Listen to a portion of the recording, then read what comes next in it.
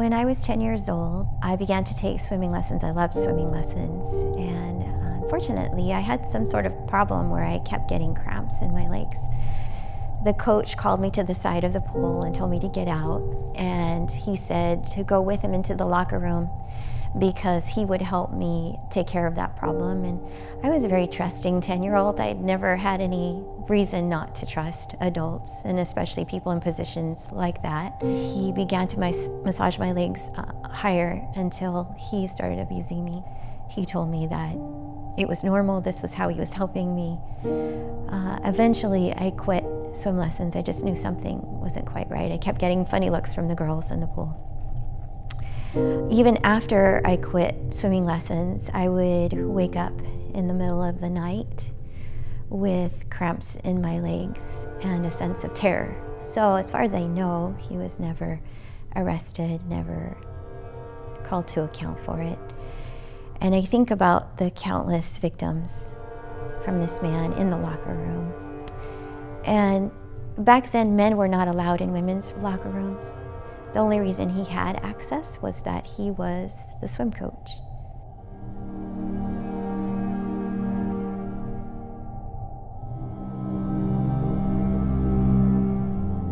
In March of 2015, my boss at the YMCA came to me. I was the communications director, and she asked me to draft some talking points about what she imagined was going to be a kind of controversial topic. And I read the documentation and my heart sank. And I realized that what we were talking about was gender identity-based locker room and bathroom usage. And I just couldn't believe it, because this was so unlike anything the Y had ever done. But I also just experienced it through so many different angles. But primarily as through the experience of a survivor of sexual trauma. From a young age, from the time I was in diapers, I was being sexually exploited. I had never had a showering experience that was safe. I mean, I was an athlete all the way through college, and so locker rooms are settings you're gonna have to go into a couple times a day. I showered in my underwear all the way through college, which is sad. I hadn't, up to this point, identified myself, in a professional context as somebody who had experienced sexual trauma. You just keep that to yourself for the most part. But I needed her to understand that this was important and that we really needed to think this through. They gave me two choices. They decided that I could either be terminated on the spot, or I could resign with severance and medical pending my silence. I'd been silenced enough in my life. My abuser, this was our little secret. I couldn't speak. That wasn't an option for me anymore. I'd gotten this far. So I just decided that there was no way I could actually take that money and that severance. I think when people look at these policies and these regulations as they're coming up across the states, they have a real sense of compassion, and that's good. And they form these ideas that they ought to really support these things and these measures because they think that it's a compassionate thing to do.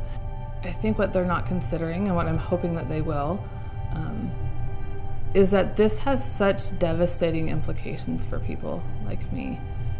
The presence of a male of any variety, whether he's somebody who identifies as trans or not, whether he has deviant motives or not, that's irrelevant to the reality that for survivors of sexual trauma, to just turn around and to be exposed to that is an instant trigger. When the abuse started, I was 8 years old, and there was many exposures to pornography. There was many times of seeing them naked before any piece of clothing was removed from me.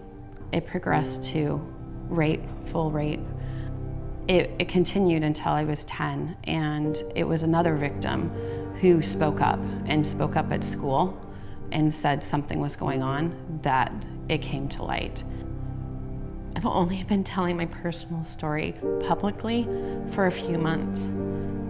I don't enjoy it. This is not something that I want to do. I do it a little under protest, but I do it because I know there are so many kids out there. There are so many kids out there already being abused.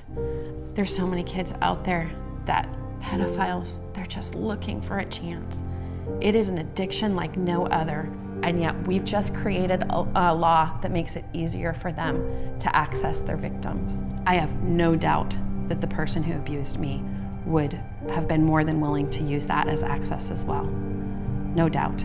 If you look and appear to me like a woman and you come into the bathroom, I'm not going to question that. I don't use the bathroom of your choice. My biggest issue was the fact that the law was so ambiguous that anybody can go in there. My brother can walk into a woman's room. The business can't ask him to leave if he just claims to identify as a woman or doesn't even bother saying anything at all. People are afraid, and with good reason, because they've had experiences where they were in places where they were vulnerable and someone hurt them.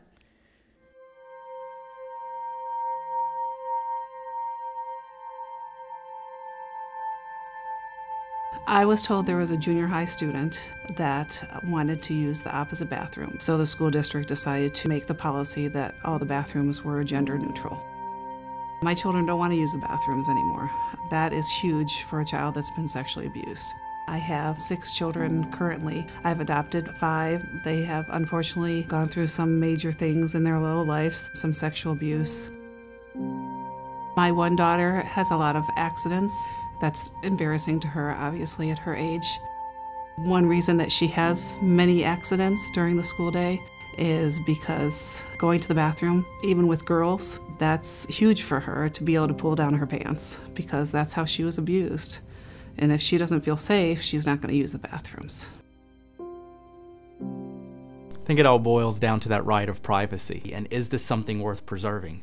We think it is, but they're just trampling on it, saying, no, you need to be educated, you need to get with the times. And if you don't think that way, you're a bigot, you're hateful of transgender people. And that's just not the case at all. It's just students and parents wanting what's best for their kids and wanting to know that when they drop them off, they're not going to be exposed to someone of the opposite sex in the restroom or locker room.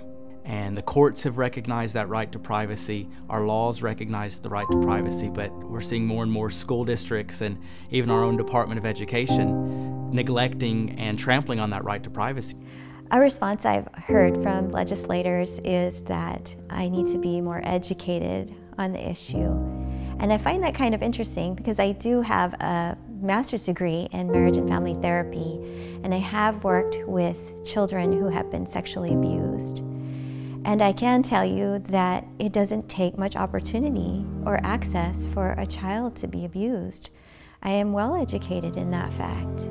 I really strongly dislike being told that I need to be educated about this issue because to me, it doesn't matter how much I read or learn about a different community than mine. That doesn't ultimately change what I do already know in the education that I learned the hard way about predators. And that's a piece of this conversation that has been missing, because we've got this big national push to end rape culture, to prevent sexual crimes against women. And half of that, a very large portion of that, is knowing how predators operate. These policies were only in place for less than a month in Washington State before somebody actually went in to a women's locker room while teenage girls were getting ready for swim team and went in there and determined that he was allowed to be in there. He presented as a male, he didn't look like a female, he didn't even pretend to look like he was a female. But he went in there and they asked him to leave and he said that he had a right to be there and nobody could prove that he didn't. And so the message that sends really loud and clear to those teenage girls is that,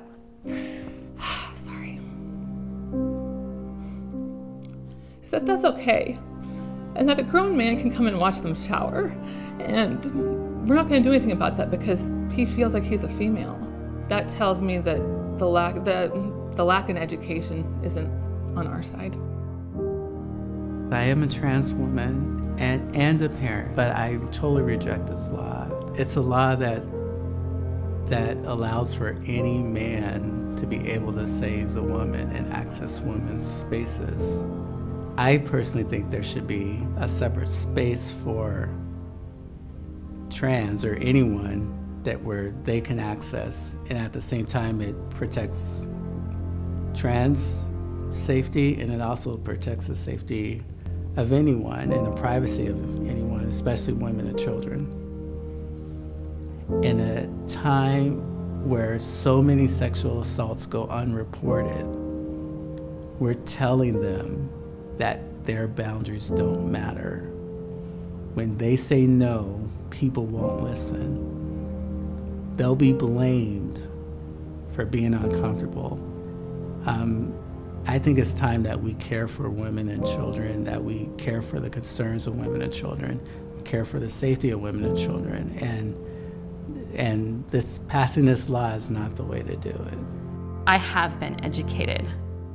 I have been educated very well of what happens when boundaries cross, the absolute devastation.